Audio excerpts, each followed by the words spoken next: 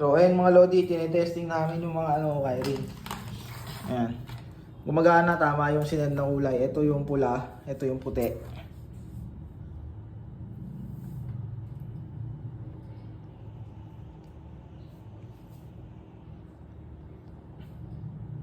Kaso hindi siya pwedeng isabay na nagpe-preno tapos nagpa-flasher. Mawawala yung preno. Ayan. Bawa yan, preno.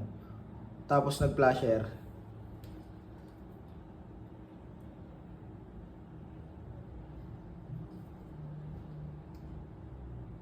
Ayan. Yung isa, naka-preno. Yung isa nagpa-flasher. Hindi ko makaangat kasi hawak ko po ito. Ayan. Yan. Tapos may delay yung niya pag recover nung preno. Ayan, may delay. Siguro may delay yung controller. Pero at least gumagana. Ayan. Try mo nga itong puti ito. Ito na testing namin yung isa, yung puti. Ang hirap lang hanapin ng wiring kasi ang dami.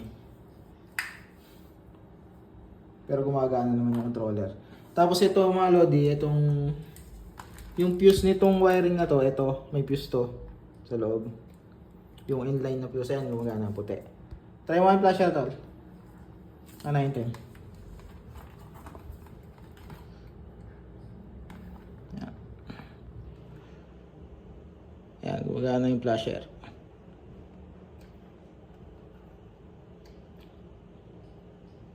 Yan, yung flasher. Tapos naka-white. Gumagana yung, may delay lang yung pag-recover ng ilaw. Yan. Pero okay naman, gumagana. So ayos, kumpleto yung ating na-receive na package, itong ating DRL.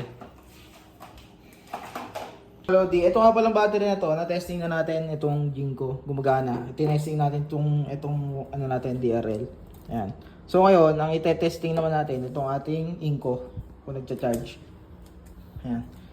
I-set up ko lang. So ayan, nilagyan natin sa pula at sa yung sa item. Yan. So, ngayon,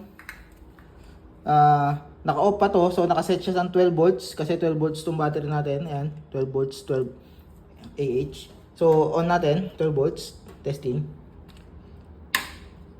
Yun. Charge na. Naka 5. Charging current, 5 amps. Yan. Gumagana. Kaso, hindi pala natin alam kung puno na to. Ayun mga Lodi, yun ang problem. Wala palang indicator to. Ayan o, nagpa-vibrate. Ibig sabihin gumagana. Walang controller to kung puno na o hindi. Hindi ko alam kung nag-o-auto. Yan, naka 5 5 amps.